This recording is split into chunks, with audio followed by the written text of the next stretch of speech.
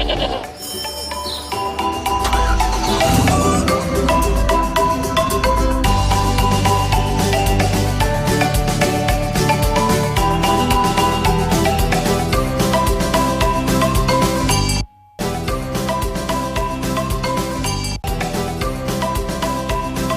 afternoon, ladies and gentlemen. It's extremely exciting to be in the digital sphere. As Madam Melissa from Stanbig mentioned, actually, most of what she's highlighted is in our presentation, our ROKE Telkom presentation. And Mr. Munir with Oracle pretty much covered our analysis on data, Someone's laughing back there. Yes, really, honestly. So this is extremely... We thought we were doing this on our own, working with the Kenyans and the South Africans. And we're all on our own, but look here, now we finally meet. And I hope we can take these places. Okay. So, my name's Alexander Bazirake with ROKE Telkom, and I'm going to present the ROKE Telkom submission. Oh, I can't read it. Okay, ROKE Telkom has been in existence since 2006. We are licensed by the UCC, as the commercial mentioned. And we started off in the voice business, but we expanded on to, to the carrier business, supplying IP transit and data, which is the links to the offices, the dedicated internet links, and so on and so forth. We have packages that are extremely popular, the home packages, the classic, ROKE Classic Plus, the Unlimited Plus, which essentially have free nights and free weekends, and over the public holidays, they're also free. These are extremely popular, and I would urge everybody to sign up. Okay? And we have the FTTH, which is the fiber to the home, the ROKE Spot, which is the public Wi-Fi, and of course, the digital platforms, the IoT platforms. IoT stands for Internet of Things. This is what Mr. Munir from Oracle was talking about, and this is precisely what Madam Melissa with Stanbig was talking about.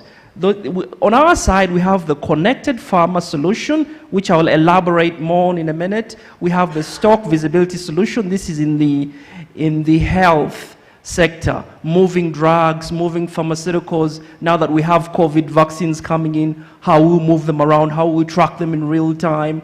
How will we establish what clinics they've gone to, what pharmacies, they've been delivered to, that kind of thing. We have the e-vouchering platform, which is more or less a mobile money platform. Again, sort of similar to what Madam Melissa mentioned. And it has something called, it's an alphanumeric code voucher that can be sent, it can be embedded with NFIs, delivery of NFIs. If anybody here is with the humanitarian sector, they will understand. NFIs are non-financial items. The mosquito nets, the basins, the what sending to Nachivale or up to Arua and so forth. Okay, connected cabinet in the beverage industry, how many times the door is opened, how many beverages are sold, how many, the analytics, an algorithm calculates. Very interesting, very sophisticated stuff, very contemporary, very similar to precisely what you were saying. And then we have the fleet management. The fleet management solution is essentially when you're moving cargo from Mombasa to Kampala, we embed devices, GPS devices in this cargo, so you would know where your cargo, where your cargo precisely is, and you'd know whether it's still in. For example, if you have a car in there or something, there would be devices inside, so you'd know, at what point, either it was tampered with or it wasn't tampered with. It gives you details on precisely what's going on in real time. Okay, I am going to focus, we've decided to focus on the connected pharma solution and decided to focus on the dairy subsector in Uganda. As you can see, that's a picture of a farmer, a dairy farmer in southwestern Uganda. And as you can see, he's milking a cow the African way. This has been going on for millennia.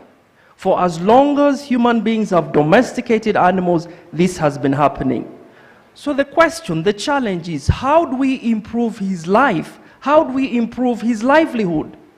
Because if they've been doing this for centuries, and we don't seem to find the solution, what if we applied our digital platforms to this?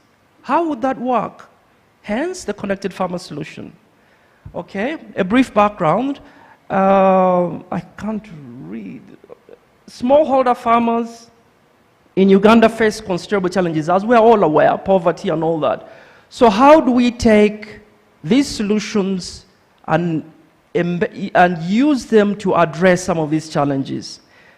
Okay, we use mobile telephony, again, as Melissa mentioned from Stanbic, Madam Melissa. Simple phones, Kabiriti, even the smartphones are used to communicate.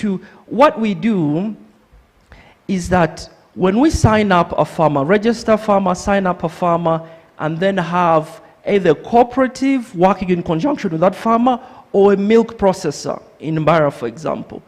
The farmer has the ability to get information on, for example, when he delivers his milk, he gets an SMS saying how much milk they've delivered and how much money either the cooperative or the factory owes him, right? Him or her. These farmers could be ladies too. So what happens if we collect this information over a year, over 2 years? You can clearly see that we'll have a wealth of data. Data that Mr. Munir was referring to. Data is everything. Data is the new gold. That's what Facebook is doing. That's what Google is doing. That's what Amazon is doing. Spending so much money and time collecting data. That's what we do. That's the sphere we're in, the data sphere. So we collect all this data. And then we can use that data to be able to forecast, to advance loans, credit score. She was mentioning a credit score. We can come up with a credit score so that we know if we advance loans to that farmer, what's his ability, his propensity to pay back those loans. If we advance agrovet services, we essentially create a business and a digital ecosystem around the farmer. He becomes an economic entity. He buys from us, because he buys the platform from us, pays $1 every month, but we in turn sell to him with the information we collect. Agricultural extension services, agrovet services, weather forecasting, she mentioned it too. Ability to sell information on weather forecasting, when to plant, when not to plant, that kind of thing. So this is what we can do. These are the platforms we have. That's why ROKE should partner with Stanbic, should partner with Oracle, so that we really get going here. Like I mentioned, we thought we were alone doing all this, and suddenly, we're meeting friends.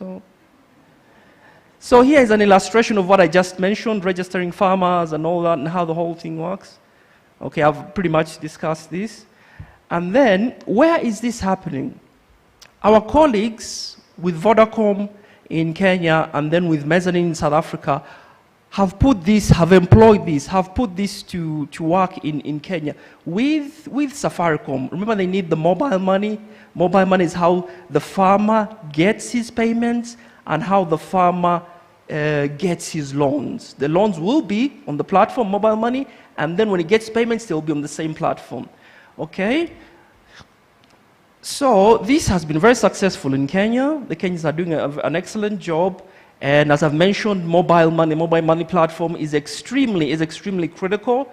And then, if I can see the last one, okay, again, business analytics, which I just described, collecting the data and determining whom to advance loans to and whom not to, the ability to forecast, again, as the Madam Banker here, pretty much the same thing. That's what we do too. All right, so what does this mean, in essence? We are trying to find a way to solve the problem of poverty, of unemployment in a way, within the agricultural sector. We can apply the same platforms to health, like I mentioned, drugs, to education. But if you're going to make a dent in Africa, as far as poverty is concerned, you have to tackle agriculture. So these platforms are extremely vital, are extremely key, and we think we can create resiliency and improve the lives of the dairy farmers, and eventually the coffee farmers, and the tea farmers, and on and on and on. We want up the value chain. We want our farmers to look like the Dutch farmers, the European farmers. That's what we want to see in a few years' time down the road. Thank you very much. Thank you.